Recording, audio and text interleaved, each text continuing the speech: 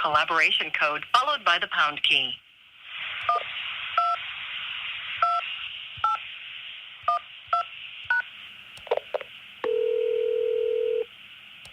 This interview is being monitored and recorded. The Sheriff's Office reserves the right to end the interview if matters of safety and security of the facility are being discussed. Do you guys understand? Absolutely. Yeah. Okay, thank you. Lisa, it's Matt Doran from the Sunday night program. How are you? Hi, sir. How are you? I'm very well. Thank you very, very much for taking my call. How are you holding up in there?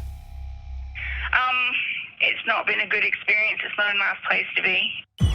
I'm speaking to Adelaide-born mother of 6, Lisa Cunningham, who's inside the maximum security wing at Estrella Women's Jail in Arizona. Behind the barbed wire and brick, she's facing death by lethal injection, charged with the murder of her 7-year-old stepdaughter, Sanaa. Lisa, you are the first Australian woman in US history to be facing the death penalty. I mean, how is that sitting with you? Does it even feel real? No, it doesn't feel real. It feels shocking. I'm gutted for my kids. I'm devastated for my family. Our children have always been the most important thing, and they will always be the most important thing. This is the first time Lisa has spoken publicly since she and her husband, Jermaine, Sanaa's biological father, were arrested and charged with first-degree murder. Former police officer Jermaine and Lisa Cunningham on death row, facing the death penalty. Lisa's defence: there was never any crime. There was no murder. There was no murder. There was no homicide. She died from pneumonia. As you'll see, there are two very different versions of what has led Lisa to the doorstep of death row. I'm not going to bet my client's life. So you're saying that this was a mistake? That's correct. Her supporters say little Sanaa was the victim of a devastating mental illness and severe health problems, and Lisa's pleas for help fell on deaf ears. One of the worst cases of miscarriage of justice that I have experienced in my practice. Lisa's not a criminal. She's a mother. She's a good mother.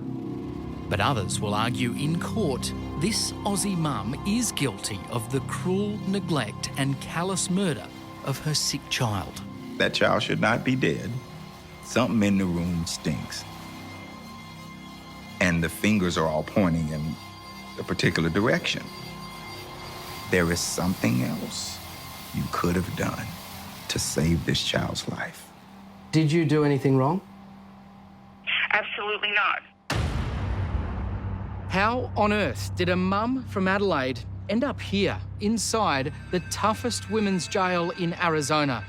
Lisa Cunningham is being treated as one of the state's most dangerous felons, in solitary confinement 23 hours a day and ordered to have no contact with any of her children. Unless she can somehow convince the courts that she's innocent, she could become the first Australian woman in US history to be executed.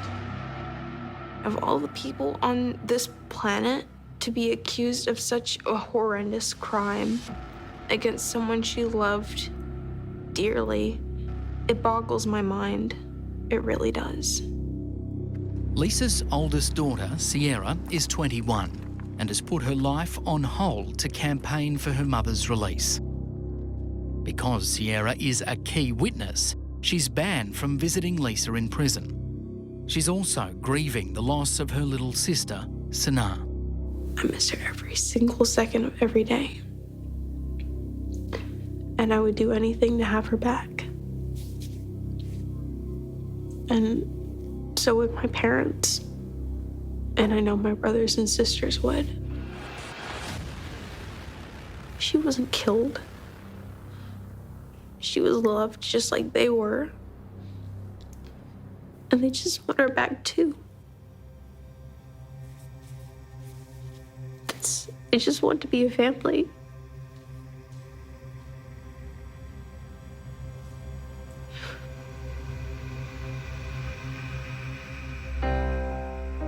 What sort of mum is Lisa? She is the kind of mom where anything she knows you want, she would do that and then double it. Because her family was like a low-income family. She wanted to have her children live the life that she dreamed of as a kid. Lisa grew up in the working-class suburb of Murray Bridge, near Adelaide, attending the local high school. Her adolescence was a struggle, with her parents separating when she was 10 and an older brother dying of a drug overdose. She helped raise her little sister, Katie, who has Down syndrome.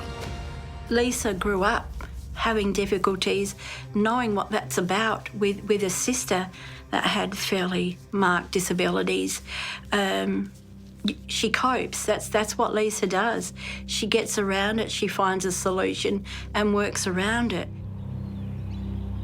Denise Sweet is Lisa's auntie and still lives in Murray Bridge, near the river where she would watch Lisa play with Katie. I think Lisa was born to be a mum.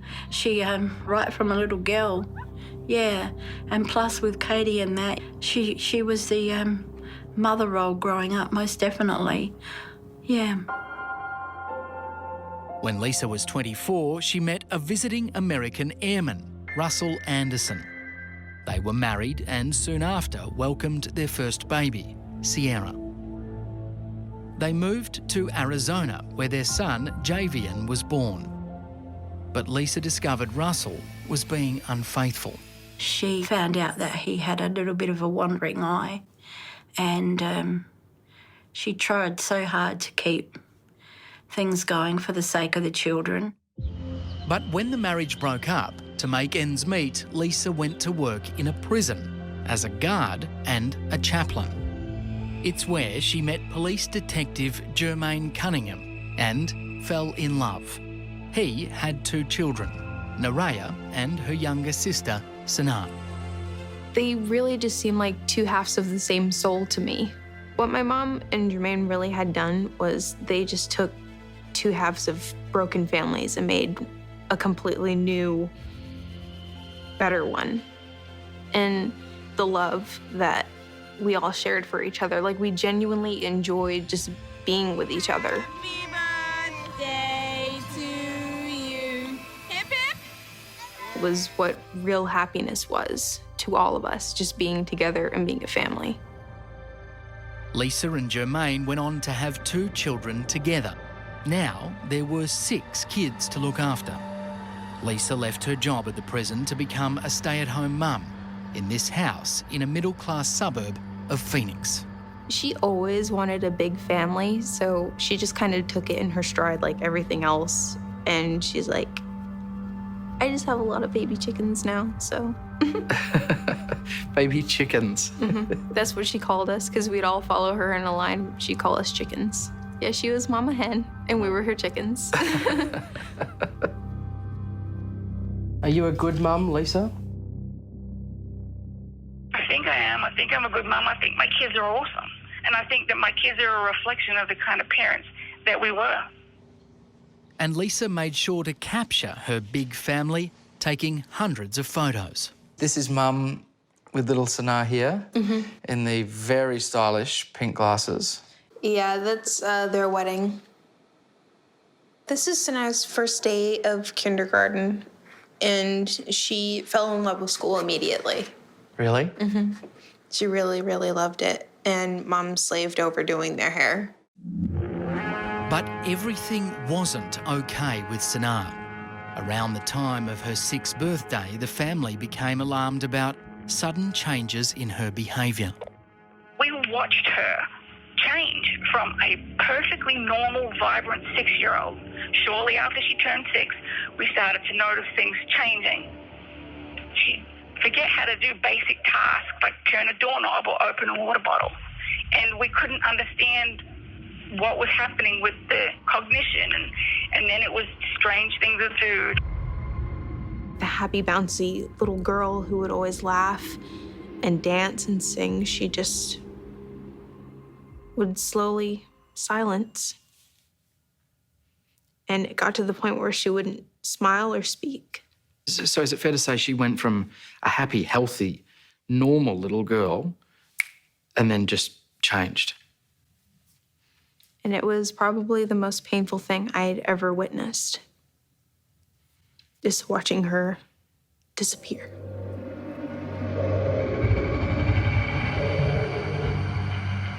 In July 2016, Sanaa is diagnosed with acute schizophrenia. Lisa and Jermaine say she is tearing at her skin and hearing voices urging her to kill.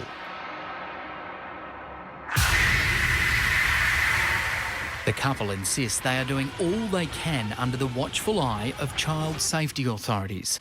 Social workers visit the home twice. For 10 months, the state of Arizona was in our house watching her decline. They called the doctors. They knew what was going on. They supported us. Keep going, Lisa. Don't give up. Find treatment. Find the right doctor. It's going to happen. You guys are going to bring this little girl back. But as Sanaa's health goes from bad to worse, suspicions will soon be raised about whether Lisa and Jermaine are really the loving parents they claim to be. How much did she mean to you, Lisa? Same as all the rest of the kids. Which is what? What was she to you? How much did you love her? Did you love her? Of course I loved her. I adored her. I adore all the children. Loved them all the same. In late 2016, Adelaide mother Lisa Cunningham is living in suburban Phoenix, Arizona with her husband Jermaine and their 6 children. Being a mum is a role she loves. It's the best thing in the world. It's the only thing I feel like, I was born to do. We had a full house. It was noisy, it was loud, it was crazy. But the joys of motherhood are being tested. Lisa's 6-year-old stepdaughter Sanaa has been diagnosed with acute schizophrenia. According to her older sister Sierra, she's a danger to herself and others. We couldn't really even leave her alone with the younger kids. Why? Because her behavior was so kind of hard to gauge. Was that a real concern that Sanaa may hurt one of the other children? Mm-hmm. She had actually hurt one of the family dogs at one point. In the last few months of 2016, Sanaa's behaviour rapidly deteriorates. Sanaa would urinate and defecate on the floor. She would do it in her bedroom. She would do it in her bed. She would do it wherever she could, and then she would smear it. Lisa's lawyer, Eric Kessler, has studied Sanaa's medical records closely to understand the difficulties Lisa and Jermaine faced caring for their little girl. She would get on her knees, her bare knees on the floor, and spin, continuously spin until the skin on her knees rubbed off. She would scratch at herself. She would cut herself. She would scratch at her own eyes to the point that Lisa and her husband would have to buy goggles. These are some of the difficulties that the Cunninghams had to address. And exactly how the Cunninghams address Sanaa's many health problems will soon come under scrutiny. These neighbours recall being asked to help punish Sanaa by allowing her to pick up dog droppings in their backyard. They said that she was just being bad, and they had little chihuahuas, little small dogs over there, and they asked, could she come over here and clean up big dog poop because it wasn't enough punishment for her to pick up the little dog poop, and that was strange. Mm-hmm. It was not uncommon for any of the children to have to go out and police the backyard and clean up after the dog. That's not an unusual event. I agree with you. I don't have an issue with that, but I feel like it leaps into a whole different space if you take a little girl to a neighbour's yard and stand over her while she is ordered to pick up pit bull feces. Right. If that were true, but I'm unaware of it. By early 2017, Lisa says Sanaa is showing no sign of getting better. She has cuts and sores on her body that haven't healed. Lisa says she doesn't know what to do or where to turn next. We were jumping up and down saying something's wrong. Her quality of life is changing. Her behaviour is changing. Her personality is changing. They gave us things to sedate her so that the effects were not known. I come from a country where I want to know why the behaviour is changing. And I was irrational and I was hysterical with these people because you can't give me a bottle of pills and tell me to take my 6-year-old home so she sleeps for 20 hours a day. She's forgotten how to use the toilet. How is that? All of the hysteria and the chaos and the emotional damage occurred while we were losing her and nobody would help us. My parents did everything they possibly could to protect her. Everything. I don't really have words to convey the kind of pain I felt watching that. You just got a sense you were losing her? And it was terrifying. And so far, nothing is working. In January, a psychiatrist prescribes a controversial adult antipsychotic medicine called Risperdal. It happens to be that that doctor didn't, at least according to the medical records, did not personally evaluate the child. The doctor who prescribed that drug? Right. Didn't even examine the child? That's my understanding. That's what the records show. And then not long after the drug was administered to Sanaa, Sanaa began to have additional physical problems. She became zombie-like. By Friday, February 10, 2017, Lisa says Sanaa appears to be coming down with the flu. One of the side effects of Risperdal is pneumonia. So on the Friday afternoon, I called her psychiatrist twice to say she had a runny nose, she was a little off, and there was no alarm raised by her doctor.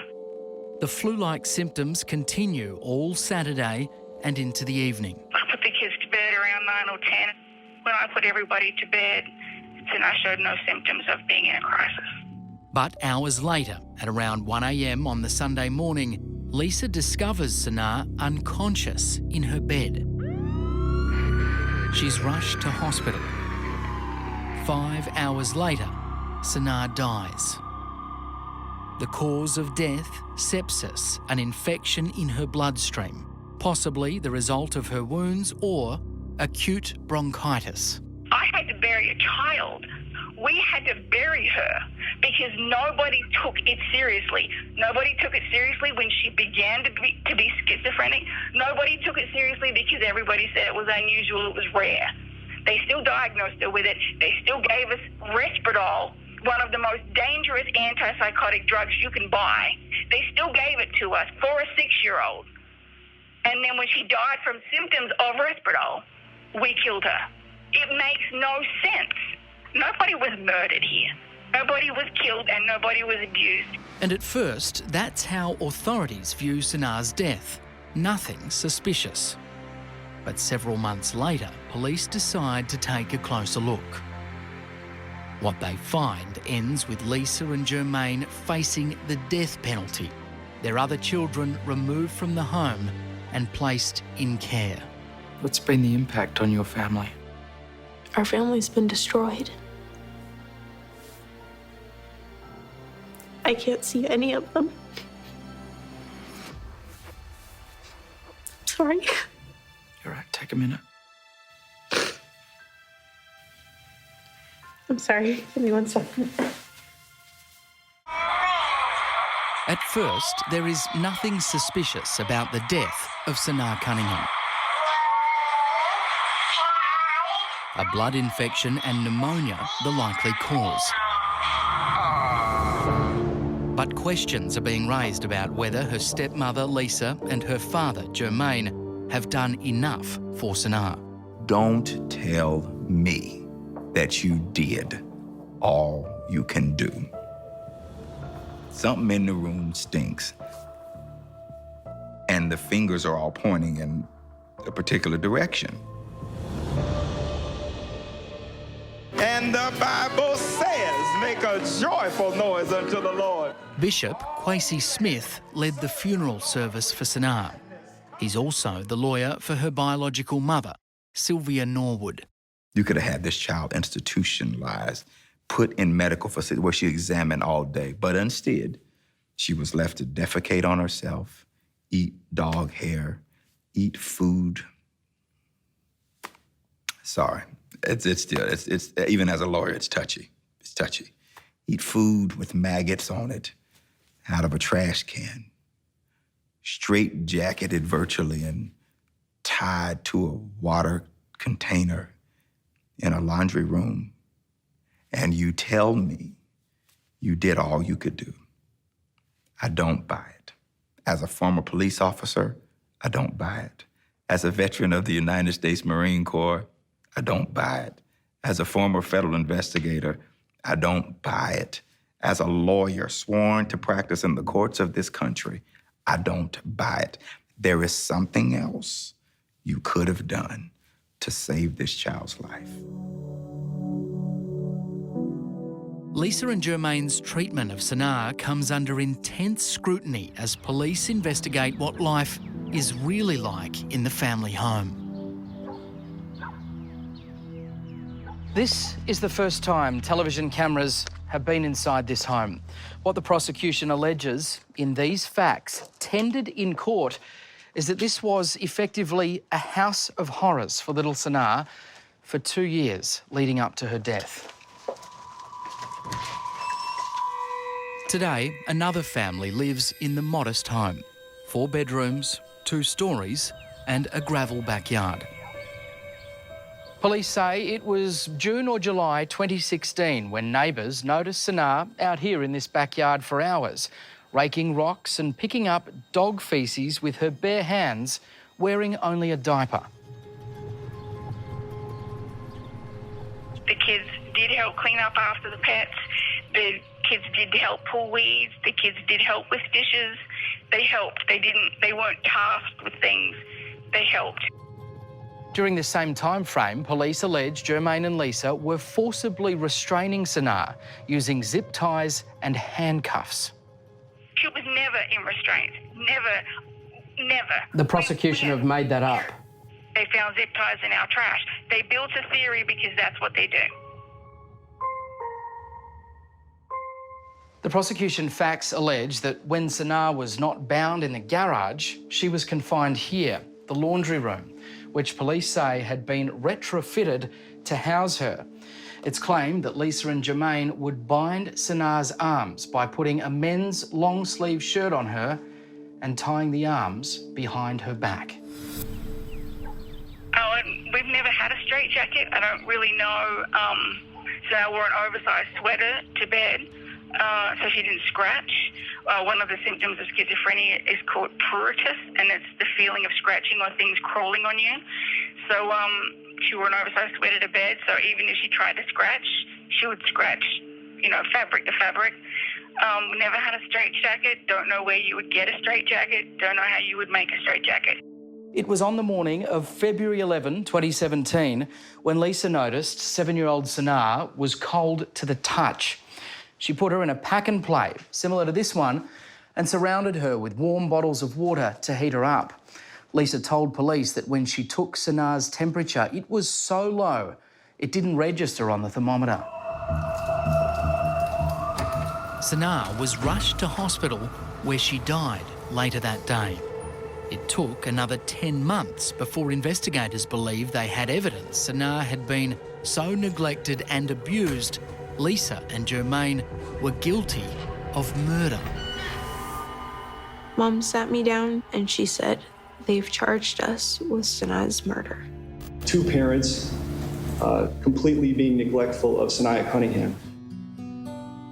It was world-shattering, and it was kind of like being in the Twilight Zone.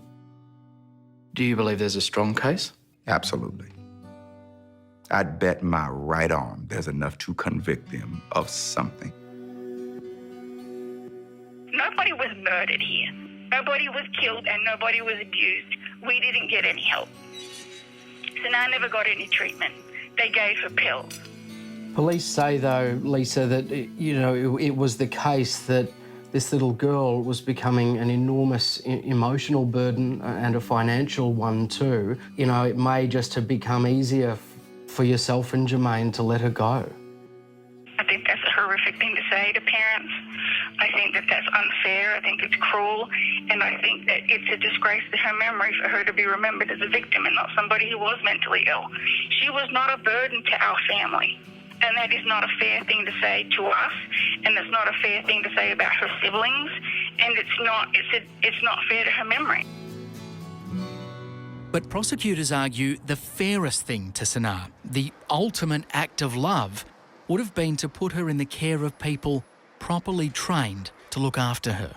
Why wasn't she relinquished to the state to look after her? If the Cunninghams had been told that this is the appropriate treatment, this child needs to go into an inpatient facility, they would have placed her there. But if you've got a child, Eric, who is, in your words, gouging at her own eyes, spinning around to the point where she's tearing the skin of her knees off, do you need to be told? Not knowing what the condition is, all the Cunninghams could do is seek medical advice on how to deal with these symptoms, and that's what they did. Look to me. I'm going. I'm walking. I don't know what I'm doing. Aussie mum Lisa Cunningham is behind bars in Arizona's toughest women's jail. Lisa and her husband Jermaine are facing the death penalty, charged with the murder of their 7-year-old daughter, Sanaa. And this is the man who wants them executed, County Attorney Bill Montgomery. We're sitting here because for the first time an Australian female is facing the death penalty in the United States. Can you explain why? Well, what I can do is, because I'm prohibited by ethical rules from talking about this specific case because we're actively prosecuting it, what I can tell you in this case is that the state did file a notice of intent to seek the death penalty against the 2 defendants. But at the moment, Arizona's death penalty system has stalled. The last execution by lethal injection 4 years ago was a disaster. 15 injections, it should have taken 1. I mean, no matter which way you look at it, you would have to say, would you not, that the state bungled that execution? Well, the role of the state in that execution was to carry out an execution of the defendant. And that's what happened. I mean, it should have taken 10 minutes. It took almost 2 hours. If someone's aware of it for 10 minutes versus aware of it for 2 hours, at what point do you say that the awareness of it is too much? And there's no evidence in either. Should there be a point in your mind, or is it just irrelevant? Well, I don't think it's relevant at all. I think if... It doesn't matter how much the person suffers, as long as they die. No, that's not what I said. There's no evidence that the person suffered. It's very difficult to establish whether they suffered because we can't ask them. Right. They're dead.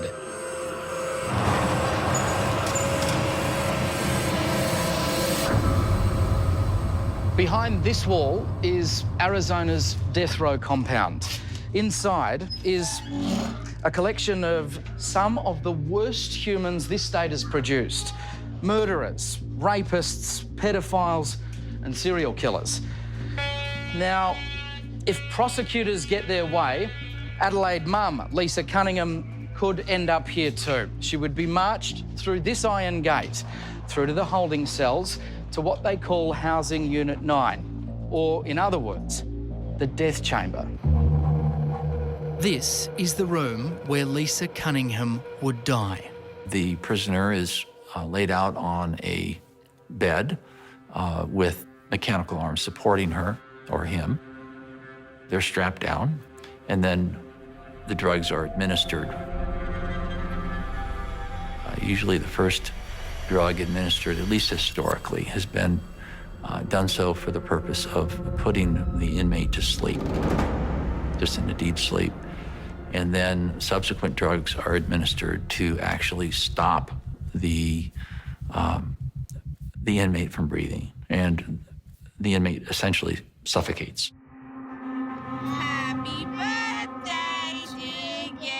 Lisa Cunningham is not on death row yet, but if she's found guilty and prosecutors have their way, it's where she'll end up. But Lisa has a fear worse than death. Never again being able to see her children. Look at those teeth. Oh, and the pirate eye. I love it when you do a pirate eye. Like that. Well, the last time you didn't like the pirate eye. Not every single picture we take. How much hope do you have, Lisa, that you'll see them again? I can never stop hoping that. I can never stop hoping that. That would kill me. That would be worse than any injection, never seeing them again. How realistic, Lisa, do you think the prospect of the death penalty is? You know, I think it's illogical. But do I think illogical things happen? Absolutely. It is surreal. I mean, it's shocking.